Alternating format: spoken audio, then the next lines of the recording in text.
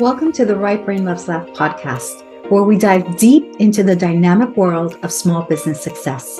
I'm your host, Regina Garay, and I'm thrilled to have you join us today. I have Kristy Crippen, founder and owner of Collaborative Partners Administrative Services. Welcome, Kristy.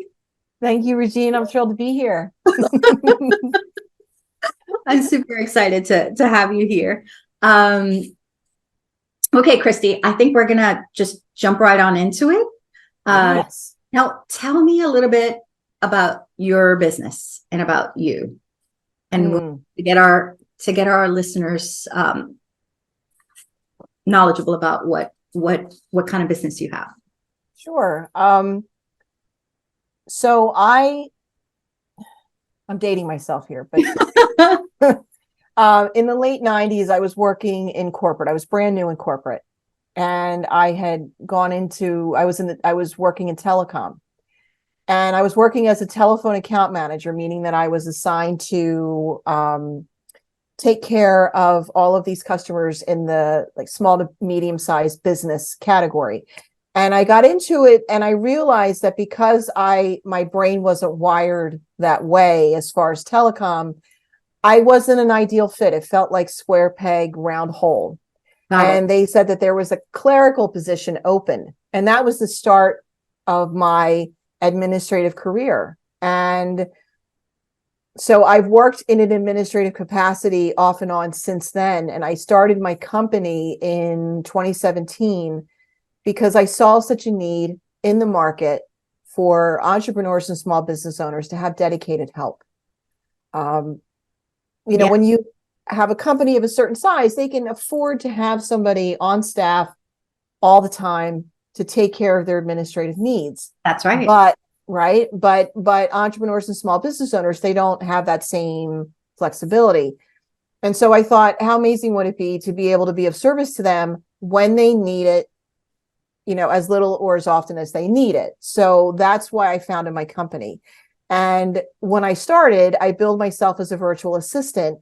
And then over time, my business evolved and I grew, but I grew into more of the coaching. I started doing more coaching in my work. Mm-hmm. I help people both collaboratively and administratively. Mm-hmm. So on the collaborative side, that's things like brainstorming. It's helping them to problem solve. It's helping them to talk about different challenges they're having and the things that are keeping them up at night and preventing them from getting a great night's sleep. It's partnering. That's why your business, Collaborative Partners Administrative Services. Yeah. I see that because you're working in tandem with them. Exactly. That when I was coming up with my company name, when I was creating it, and that was the first word that came up, was collaborative. And I said to my husband, because my husband was writing all of this down, and I said the word collaborative has to be in there somehow. I have to factor that in. And I just knew right from the jump that word had to be in there because it spoke to my spirit. And on the administrative side, it's what are those things that need to get done in your business that take up your time, that prevent you as the business owner from working in your zone of genius in your business. So by that, I mean, what are the things that only you can do in your business? And then what are the things that can be streamlined? They can be automated. They can be outsourced. Or maybe you don't even need to be doing them at all. When we start our businesses, we're like babes in the woods and we're trying to figure everything out. And I always like to say, we've got this whole rig system, just trying to figure it all out. And then over time, we're still doing things that maybe we did at the onset of our business. But our company has grown and evolved. But because we're so used to doing them, we don't stop to think that, oh, you know what? I don't need to do that anymore. Right. Someone else take over and do, because you said something very important earlier. You said, big companies have the capabilities of having somebody there, full time, but small businesses don't. But in my head, I was like, yeah, and small businesses need the help too, probably more so because small business owners wear so many different hats, and they take one on and they're like, okay, I'm doing human resources today, or I'm being my accountant this afternoon, or marketing team tomorrow, so it's kind of all these different hats. Okay. So I've heard of virtual assistants and you virtual administration. You're a virtual administrator. Tell me what's the difference there. How does that come together? So a virtual assistant, that is that dedicated task doer who you give a task to, and then they will go over, what are the specifics? When do you need it back? All of the important details. And then they handle that for you and then give it back to you. Whereas, and when I started out, that's how I started out, because I was looking at all of my past experience, whether in corporate or for individuals or small businesses. And I thought, oh, how meaningful would it be to be able to recreate that? And one day, my business consultant, Donna Spina of Coaching Indeed, I just adore her. She said to me, when you think of a virtual assistant, she said, you're outside of the scope of that. And I said, what do you mean? And she said, you help business owners to do the mental heavy lifting in their business.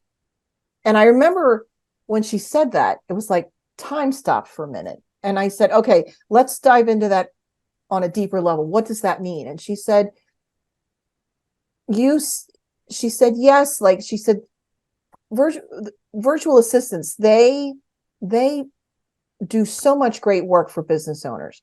She said, but for you love getting into all the mental stuff, like all the psychological stuff with the business owner, talking things out and offering suggestions. Oh, well, what if we try this? And what if we try that? And the coaching piece. Now, right now, I'm not certified as a coach, but that is something that I'm going to be exploring. Probably life coaching, because I treat my clients in a very holistic way.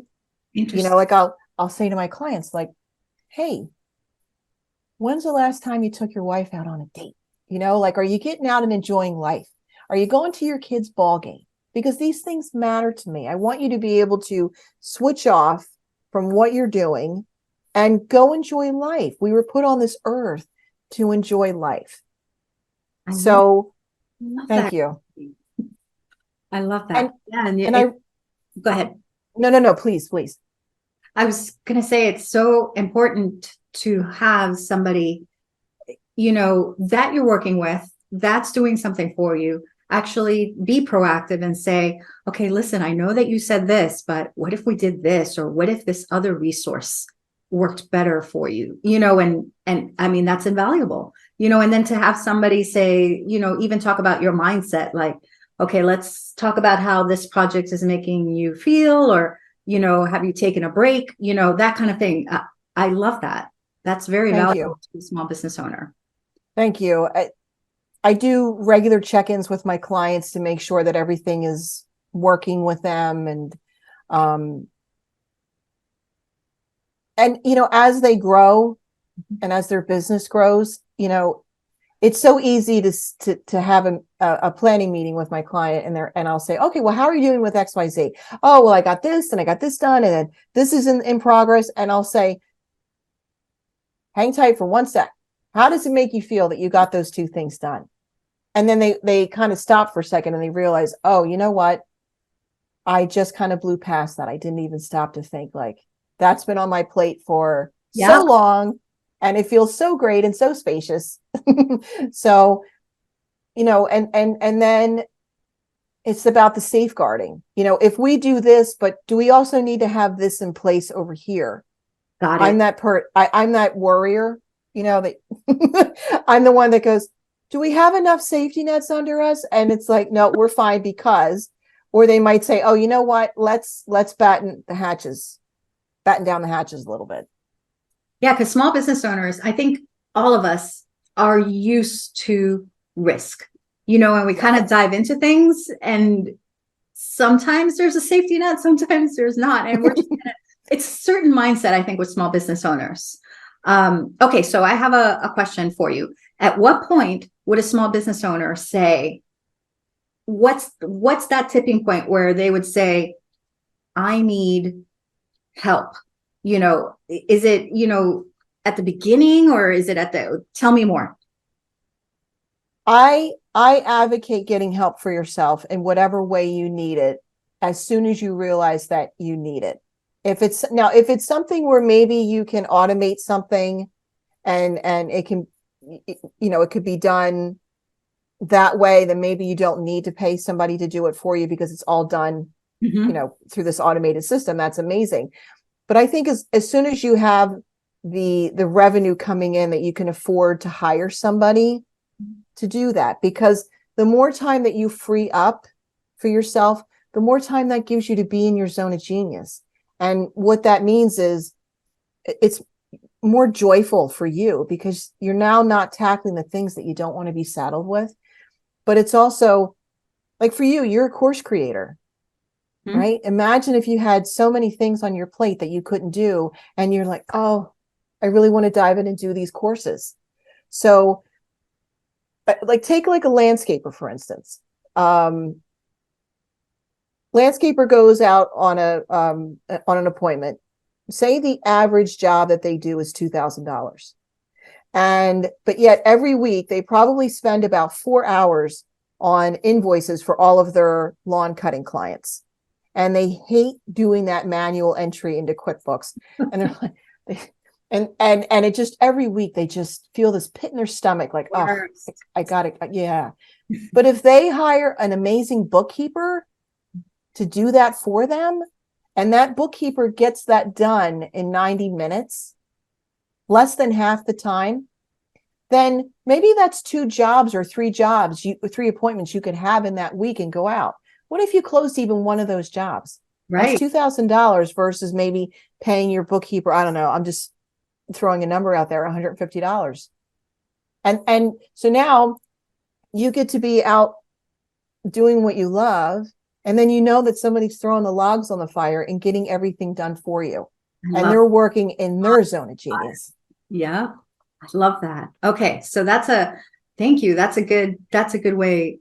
That's good to know that that's when they should begin. And even just the mindset that this gives me back 4 hours, and on top of that, you're helping support a fellow small business too, is what exactly. I think of it. So yeah, you're giving back, and think of all the people that who you can then refer to that bookkeeper. How many conversations do you have in a single week where you can be like, my bookkeeper is amazing, I'm going to refer her to you so you can get more hours back in your day. And then it just, you're passing it forward. Yep. I love that. I always love that. Paying it forward. Yeah. Oh, paying it forward. Sorry. Wrong word. Sorry. No, I love passing it. Same thing. Okay. So what is the most difficult business challenge you have faced? Easily my fears. Really? The head trash. Yeah. Huh. Yeah. If I had a dime for every time my head trash has held me back from doing something, I could probably buy a new vehicle. It's true. We get them, and that's when you're a small business owner, a lot of us are in our own heads more than, because we have so many decisions to make for that business. And so, those fears, I'm not enough, I'm not doing enough, I didn't say that well, I didn't market that well. I'm guessing all those is what you mean? Mm-hmm. Yeah.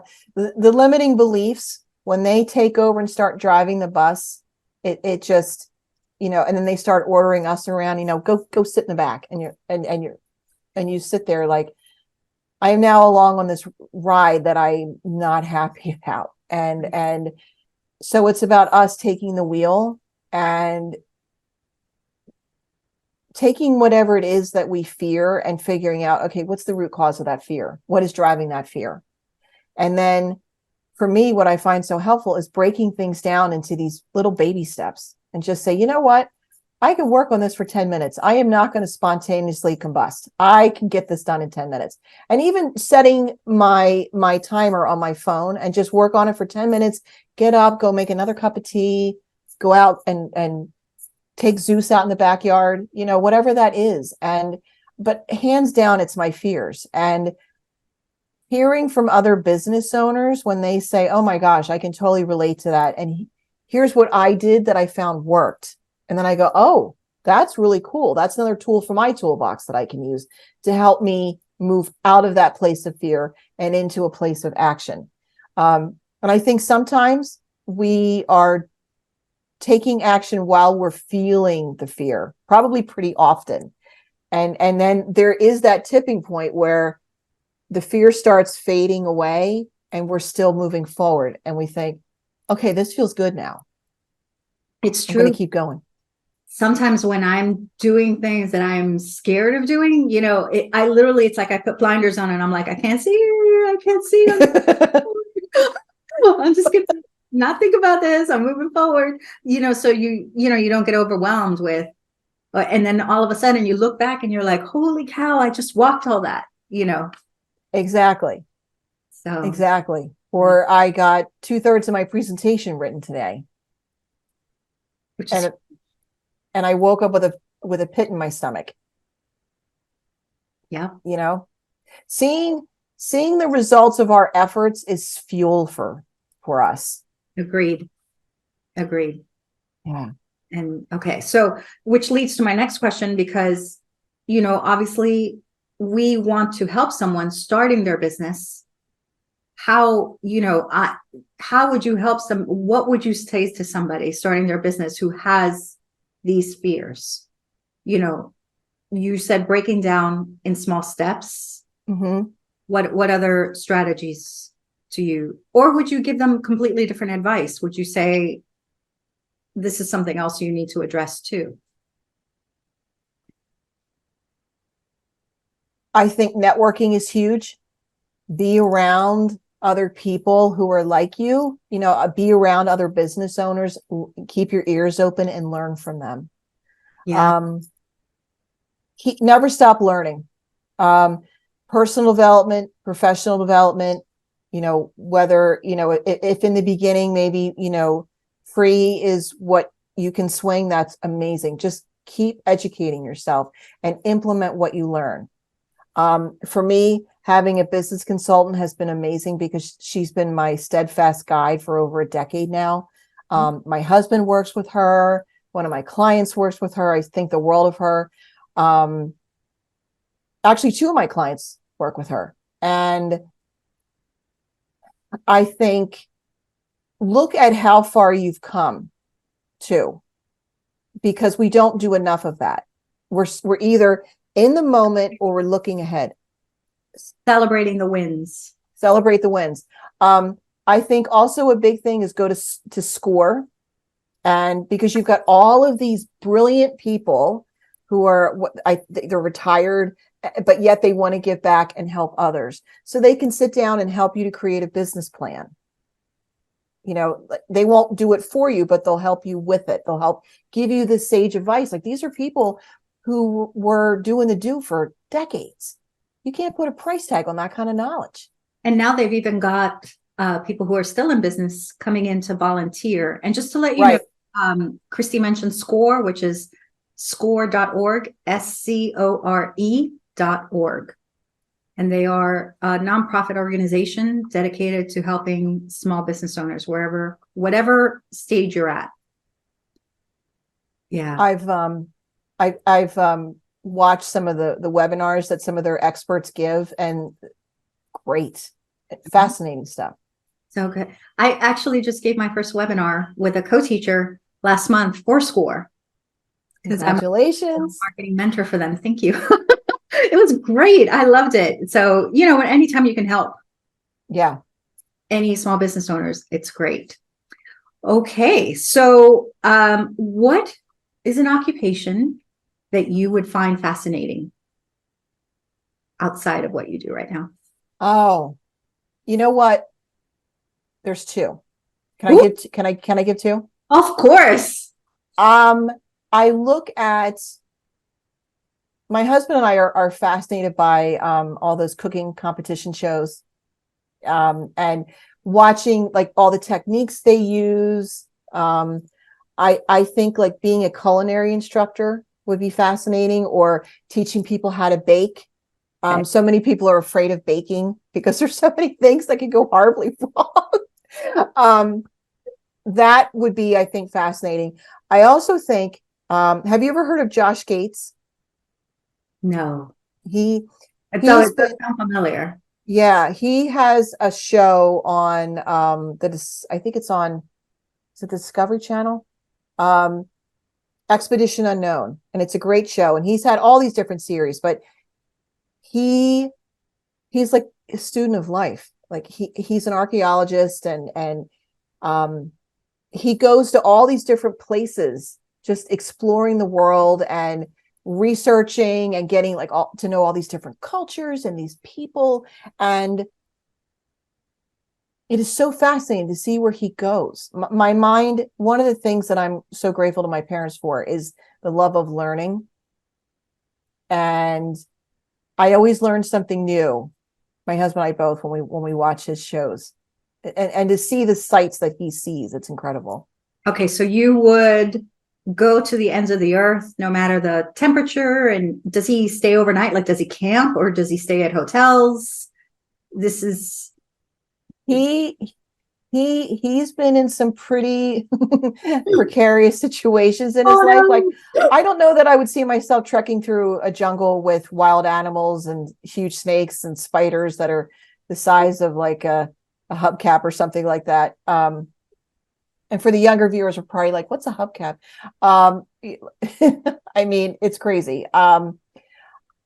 He, there are times when he will, stay in a hotel, and there are times when he is literally like camping wherever he happens to be, no matter what the temperature is. So you like the idea of the travel and the learning and the sharing what you learned and Yeah. sharing what you find. Got it. But not Yeah. exactly hanging out in the forest or in Yeah. for a few days camping. Yeah. I sort of feel like I'd be easy pickings for whatever lived in that jungle or forest. Like, oh, here comes a live one. I'm sure I Look at would her over there. It'd be like, just look at her walking in the forest. Not Oh, that's so cute. How much time do we give her? Let's let her have 15 minutes of. Yeah, come on. We feel sorry for her. Not yet. Not yet, Bill. Wait. All right. So, all right. So I saw Kristy give a presentation on your office desk and how you work around your office desk. And I thought I had it. I really thought I was like, okay, I'm going to listen to the presentation, but I think I've got it down pat. No, it was so good. Thank you. Like the way you work around the desk and the way, because it's important how we structure it, and even leaving at the end of the day, I remember you said, make sure that it's nice and tidy, put your chair in, so that it's a complete and final kind of closure on your workday. And then when you come in tomorrow, it's fresh. And I was like, all right, let me try that.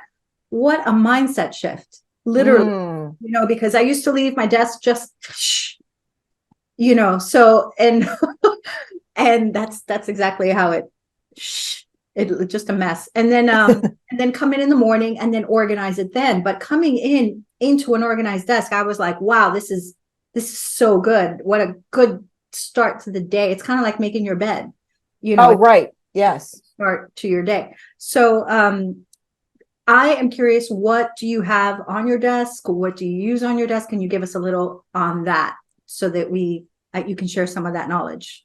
Sure. So I have my planner.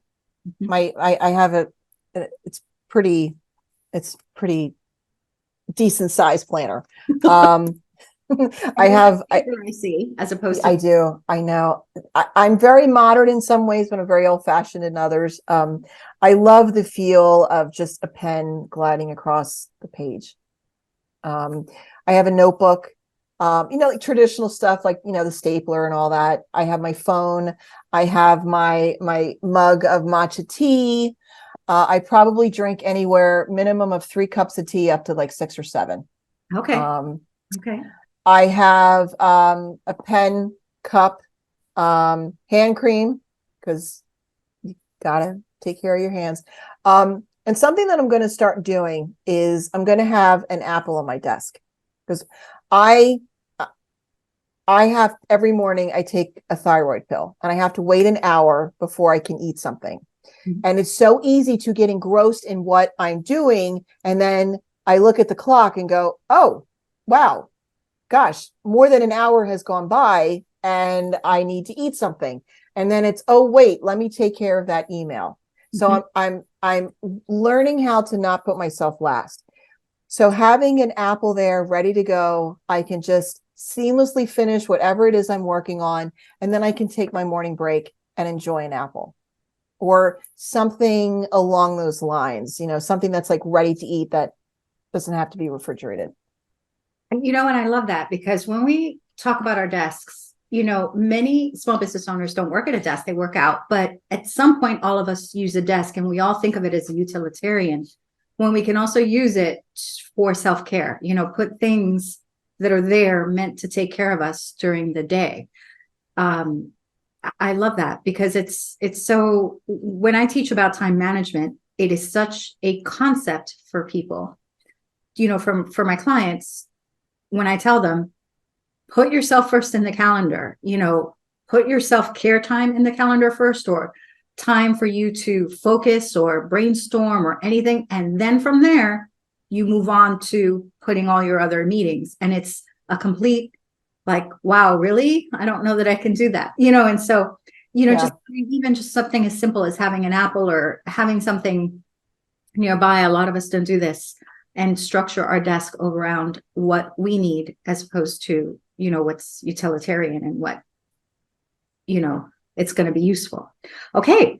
So what I'm going to go into one question more, and then we're going to go into time management, because we're going to talk either time management or marketing management. And I think we're going to go down the road of time management. Perfect. For you, what is the best way someone could compliment you about your work? For someone to say, because of you, my desk is more organized, or my desk is perfectly suited to my needs, or because of you, I get to work in my zone of genius every day. Because of you, I don't feel alone. That's wonderful. Those kind. Yeah. That to me is everything. I love it. That's so everything. Good. You have such a good heart. Oh, right back at you, Mama. Thank you. All right, let's talk a very good subject, time management. Yes, it's one of our favorites, you and I. So how many hours do you work each week on your end? It really varies. A minimum of 30 to 35. Some weeks it'll be more. You know how you have those moments where all of a sudden the creativity just rushes in and you're in creation of things, like whether it's something in Canva or you're creating a blog post, or whereas other times, not even the crickets are chirping. The crickets are like, we got nothing. And so there are some weeks where I will work more than say 40 or 50 because I'm so engrossed in creating content for myself, or I am developing something new for my business. Or maybe I have a bunch of clients who all have similar deadlines. So I'm working to meet those deadlines for my clients. It's kind of varies. And how do you manage your time? What is your time management process for your week?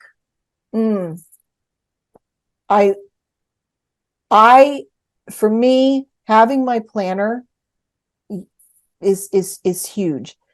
I make sure that I know what my priorities are every single day. And not just what are my priorities, but what's the order of them, and when will I do them? Okay.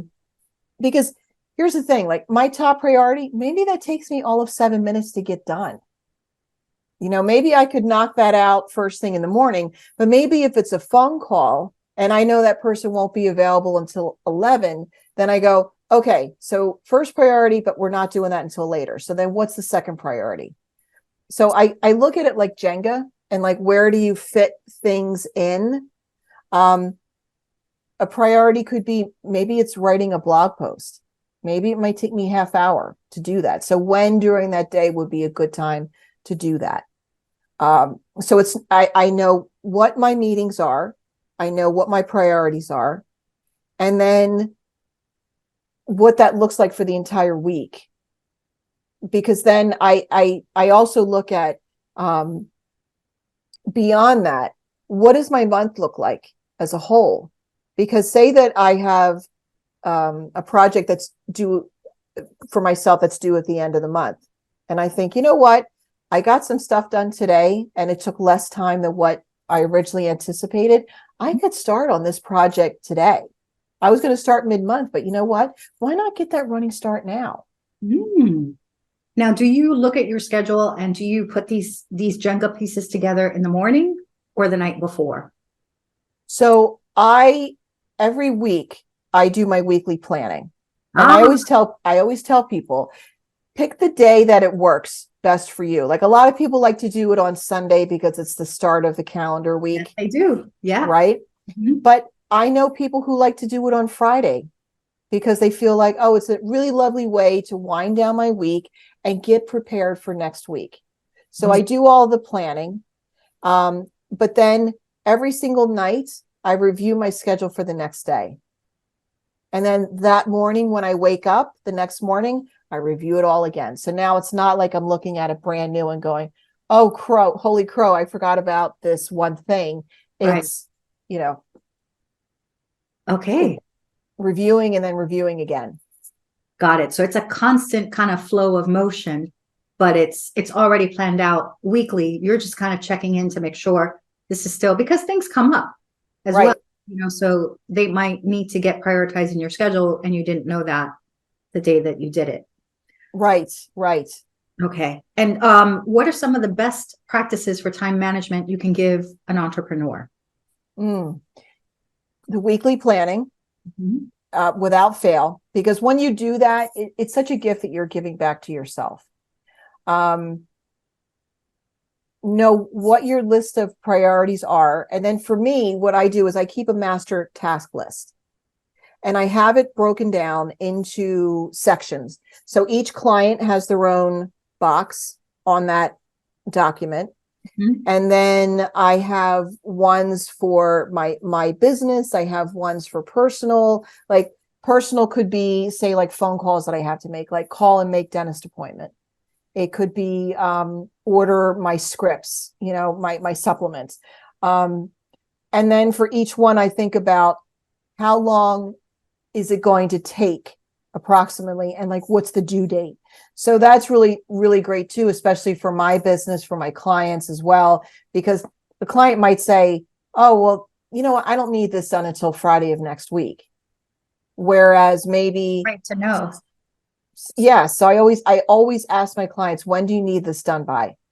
And I do the same thing for myself. How much time do I need? If something is due this Friday, how much time do I need to complete that and have it be ready? Not the day of, but like the day before or 2 days before that, just so I have that breathing room. Yeah. Because not only are you juggling your to-do list, you're juggling all of your clients, which is even more of a need for your planner. Right. And this segues into my last question. What are your favorite time management tools? And where can we find them? Because I'm assuming that your planner is not just your own tool, that your only tool, or? Yeah. So my planner I get from an amazing company called Plum Paper. Plum, like the fruit. Okay. Plumpaper.com. Okay. And it's really nice. They have this Black Friday sale where they offer 20% off. And then you get like a little free gift as well. It's like, I live for Black Friday. But you can, what I love about it is that you can customize that planner to your needs. Now, for some, they may be happy walking into Staples and going into the planner aisle and grabbing an at-a-glance planner, and that suits their needs. I think whatever you use, whether it's digital or planner, it really has to meet your needs and be robust enough for your not just for where you are now, but what you're growing into. Oh, as well. I totally agree with you. Okay, Kristy, I totally agree with you because we, if something has to work for you, that's why I never teach this is my process and this is what you should do, because Right. you don't like that planner, or you prefer this type of look, or you want to go digital, and it's going to have to work for you. It has to work. Right. Otherwise, you're never going to use it. Exactly. I love that because I absolutely give props to people who lay out a process and say, here's the process that you follow. And maybe for some people that does work. I mean, I have used processes before where I went, oh, this works beautifully. And then over time, I look at it and go, well, my business needs have changed. So let me reorder this, or let me put something new in there. Jenga piece it. More Jenga, yes. But that's how I treat my clients too. It's like everybody's unique. We all have commonalities and things that we have to pay attention to and things we have to stay on top of, but it has to work for you at the end of the day. So I love having those conversations with my clients where I do that deep discovery and find out, oh, so this is important to you. And I think for them, hearing that has them go, oh, you know what? I never thought about that. But yeah, that is something important to me. So my planner is huge. I have a MacBook. So using my calendar, and I do time blocking with that, and I color code everything. Nice. So, I know, right? So what's nice with that is that at the end of the week, I can look and say, oh, so I've done this much, for my clients. I haven't spent a lot of time on my own professional development. I need to up that, or look, I can squeeze another workout in here. Like seeing that colors, the colors, they help me automatically. It draws my attention to where and how am I spending my time. I love that, because you're saying you look at the week, you assess it at the end of the week, and you're like, I didn't put myself enough in there, or I didn't put this in there, or, I can actually add a little bit more. Okay. How are you keeping track of your clients' times? Is it through the same planner, or do you use a software program? Because I can imagine that, for me, I always, I have some clients and some, so I need to track the amount of time that I have for them. What do you use for that? So for all of my clients, I create a timesheet for them, and I have that on the Google Share Drive so that they can see it anytime they want, and they know how I'm spending my time, how much time, and what I worked on. So basically, when I start doing something for a client, I like to do like on a 5-minute increment. So say I start something at 3:00. Like I will start it at like either 3:05, 3:10. I don't start like 3:08. That's how I just find that it streamlines my thinking. So I open up their timesheet. I plug in the start time. I plug in what I'm working on. I work efficiently to get it done. And then if there's another task, I will get that done as well. And then when I'm done, with everything, then I just go back in and I plug that time on my timesheet. I enter that in, and then I put it on my calendar. So I'll just use you for example. So I say that I did half an hour of work for you. I enter all of that information onto my timesheet, and then I open up my calendar, and then I say, Regina time 3 to 3:30, and it's color coded specifically for you. So then I know, okay, this is, as I go through each day, I look at, oh, okay, so this is how I've spent my time. I even time my breaks because I, wasn't taking care of myself the way that I was. So I also, when I do my weekly planning every week, it's not just about the meetings that are on there and the priorities. It's where am I going to put my breaks in? I take 2 5-minute breaks and I take a half-hour lunch. So I plug those in as well, because that's giving time back to me so that I can be my best for everybody else. Right. So that, because if your mindset is not good, if you're not well rested, if you're brain even just takes a break because of all the focus work that you have to do, you're not at your best for your clients or for yourself and your business. That's true. Because when we deplete ourselves and we're running on fumes, like we would never dream of driving our car to the point where the oil has seized up in our car. You know, we go and we get our oil changed on a regular basis. Why are we not giving ourselves the same credence? Yeah, we don't put gas in the car when it runs out of gas. Right. You know, or it's like it's mid after. I know, right? It's like then you're calling AAA and then it's just this whole mess. You know, or if it's mid-afternoon and you've got a raging headache or a migraine, and it's because you're not well hydrated. You know, it's like we have to stop and take care of ourselves. And it fuels us. You know, I think that we're so conditioned to just keep going all the time. And then we wonder why we have nothing left to give at the end of the day. And then by the time Friday rolls around, we're like limping to our desk. And it's like, we can't do that. We have to take those moments where we practice that self-care and we refuel ourselves. And it's like switching your brain off, you know, because I know for myself with staring at the screen for too long that I sometimes get really horrendous migraines. And my husband will say to me, well, you know, how much time have you been staring? How long have you been there? I know.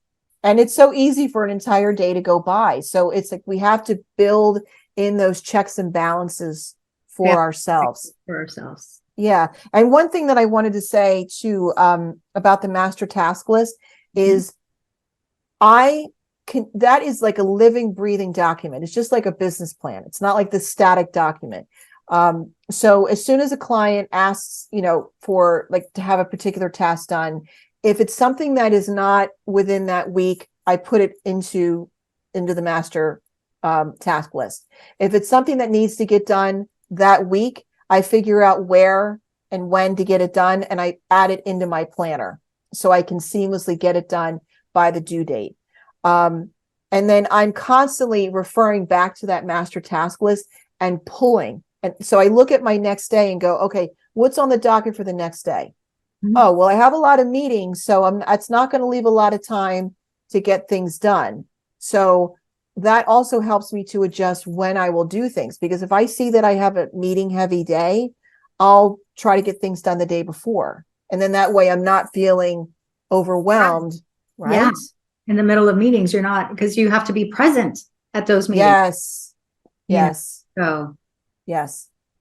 Got it. Well, Kristy, thank you so much. You're welcome. And walking us through your process and sharing more about what you do.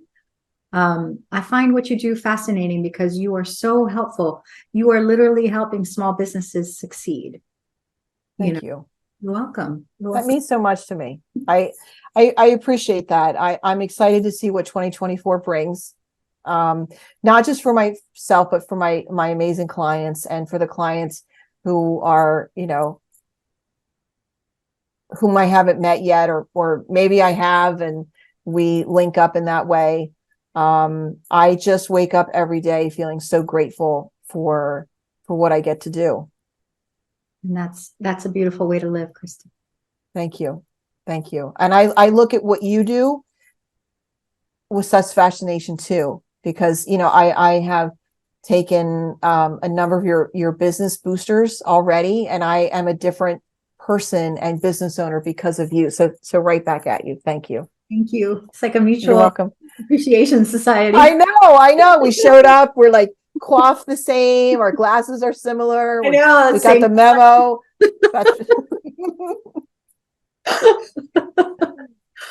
All right, Kristy. Well, thank you.